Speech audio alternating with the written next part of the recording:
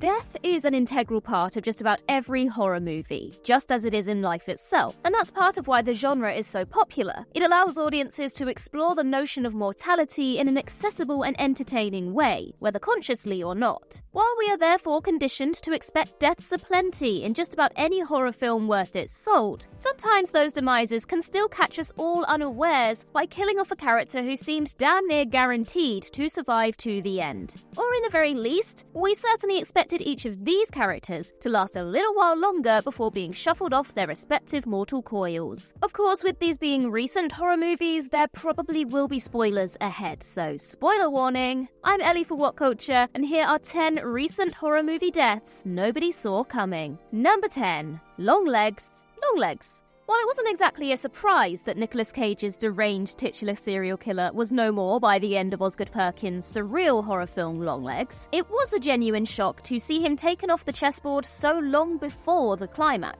During the much-hyped scene where FBI agent protagonist Lee confronts a recently captured Longlegs in an interrogation room, he signs off their conversation by repeatedly slamming his face into the room's table until dying. Given that audiences quite understandably expected Longlegs to escape ahead of a tense final standoff with Lee, it was a genuine shock to see him nope out of the climax entirely, at which point the plot pivots to focus on Longlegs' accomplice, Lee's mother, Ruth. Considering that Cage didn't exactly have a ton of screen time up to this point, seeing him take his leave 20 minutes before the end left some of the actor's die-hard fans a tad disappointed. Number 9. Mika Under Paris. Netflix's hit shark movie Under Paris has a surprisingly mean streak, as it proved beyond any doubt when suddenly dispatching its thinly veiled Greta Thunberg stand-in environmentalist activist Mika. Mika leads a group of activists who want to help free the gigantic mako shark Lilith, ultimately heading into the catacombs to track her down. But Mika's overconfident belief that she can peacefully interface with the killer shark ends up being her undoing, as after petting one of Lilith's children, the shark attacks Mika, taking a massive bite out of her while leaping into the air. Even accepting that Mika's methods were arguably highly misguided, it was surprising to see the film linger so long on the demise of a young person who was by no means evil, just stupid. Director Xavier Jean straight up savours Mika's pain and suffering in her final moments, though for many who found Mika an infuriating character who only made the scenario worse, her demise proved to be extremely satisfying. Shocking all the same though.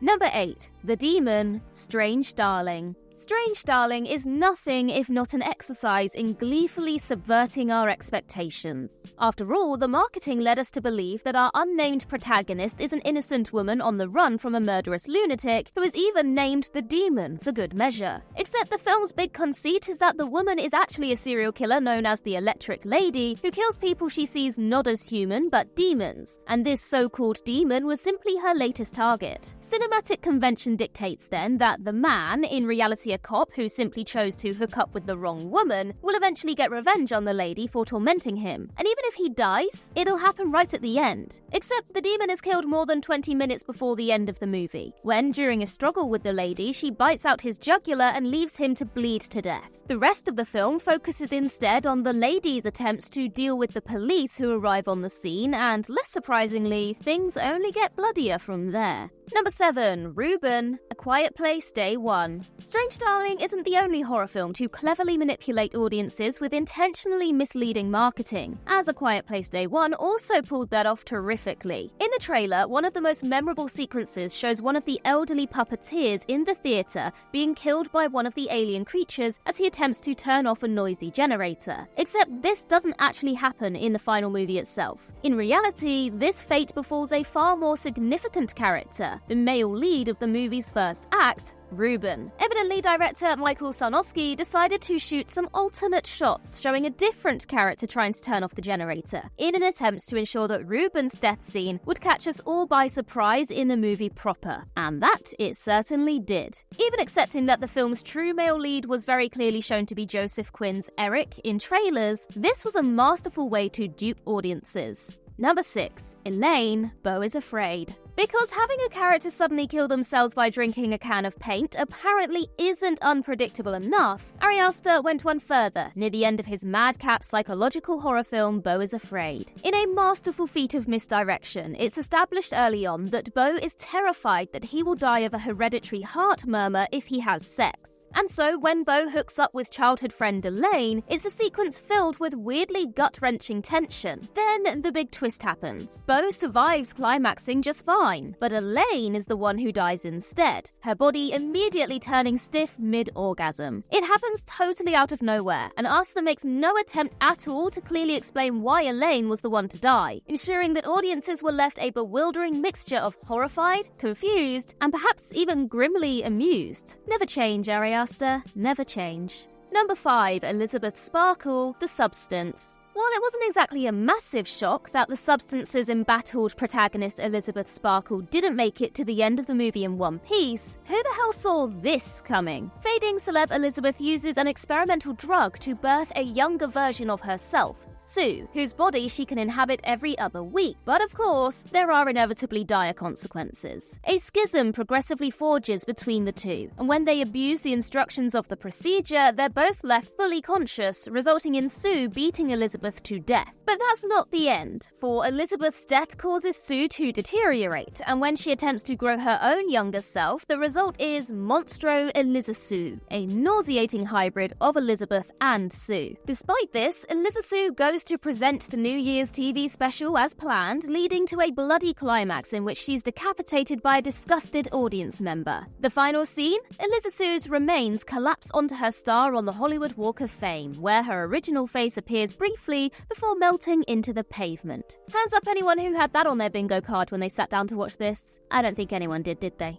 Number 4, Aurora, In a Violent Nature. Now, it wasn't so much that nobody saw the death of breezy yoga girl Aurora coming in a Violent Nature, but nobody saw it happening quite like this. In what quickly became the art house slasher's big viral moment, Aurora gets taken out by masked maniac Johnny when she's partaking in some seemingly tranquil cliffside yoga. Johnny doesn't just cut her up and swiftly move on though. Instead, he disembowels her with a hook from behind, forces her head backwards through the hole he just made, and then kicks her off the edge of the cliff. You know, just to be sure she's dead. Even in the era of Terrifier, where it's increasingly difficult to catch audiences off guard with insane gore, this was a truly shocking death scene, with its brutality juxtaposed with how eerily calm and quiet so much of the movie is leading up to it. Needless to say, the already announced sequel will need to do something unimaginable to top this.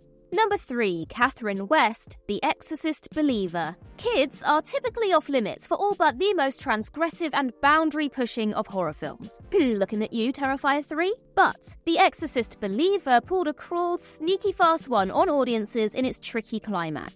Yet it's also proof perfect that shocking does not a good death scene make. During the climax, when the heroes are attempting to perform an exorcism on possessed children Angela and Catherine, they're given a choice by the demon. Pick one child to live and one to die. Catherine's father Tony instinctively picks his daughter, after which the demon reveals its ruse, that he didn't choose the child to live, he chose the child to die. And so at that moment, Angela is revived while Catherine is killed and dragged to hell. A cruel and unexpected outcome, admittedly, albeit one that doesn't fit at all with the strangely hopeful note that the movie swiftly ends on.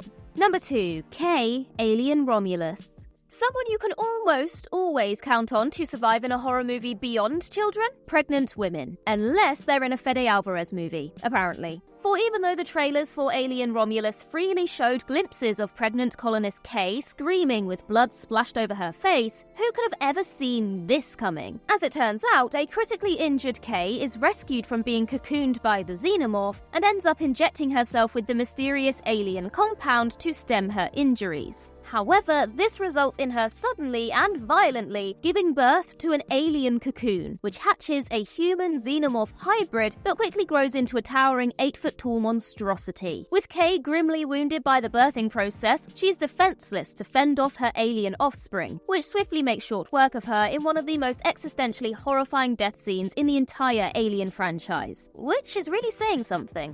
Number 1, Jonathan Shaw, Terrifier 3. Now, in fairness, the Terrifier movies are extremely mean-spirited, no-holds-barred horror films where almost no victim is off-limits. Not even children, as the recent third film proves beyond any doubt. All the same, many were left agape when, in the threequel's climax, hero Sienna is told that her younger brother Jonathan is dead. More to the point, she's informed that the skull she initially believed to belong to her niece Gabby is actually that of Jonathan. It's a genuine surprise, and to some a huge disappointment, for a major character like Jonathan to be given an off-screen death, especially considering Terrifier's unique lack of restraint in the gore department. Given that Terrifier 3's rather rushed third act indicates director Damien Leone almost certainly cut a lot out, it is possible there's a Jonathan death scene on the cutting room floor. But it would be naive not to discount the possibility that Art the Clown, ever a trickster, is trolling Sienna, and Terrifier 4 will reveal Jonathan to be alive. As ever in the horror genre, nobody's definitely dead until we see a body, and even then, that's no guarantee in this franchise. But taking the film on its own terms with what it presents, it was certainly a death scene that caught everyone off guard.